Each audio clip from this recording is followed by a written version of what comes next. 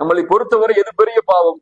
விபச்சாரம் பெரிய பாவம், வட்டி பெரிய பாவம், ஹராமான வியாபாரம் செய்வது பெரிய பாவம், அநீதம் செய்வது பெரிய பாவம், சொத்துக்களை சூறையாடுவது பெரிய பாவம், கொலை செய்வது பெரிய பாவம். ஒரு மனிதனுடைய ஏட்டில் நீங்கள் சொன்ன எல்லா பாவங்களையும் வரையறுத்து தொழுகை இல்லை என்ற ஒரே பாவத்தை மட்டும் நீங்கள் முன்னால் வையுங்கள். இந்த பாவங்களுக்கு எல்லாம் முன்னால் இந்த பாவம் தான் மிகைக்கும் எல்லாவற்றையும் விட.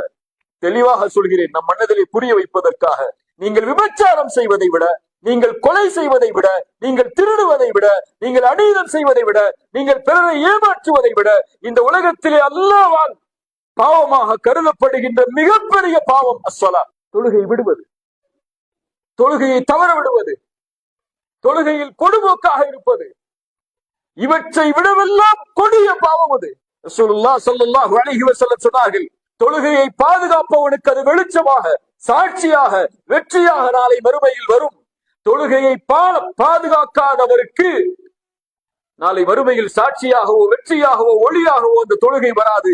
நாளை மறுமையில் அவன் ஃபிரௌனோடு, காரூனோடு, உபய் இப்னு கலஃப் போன்ற கொடிய முனாஃபிக்குகளோடு எழுப்பப்படுவான்.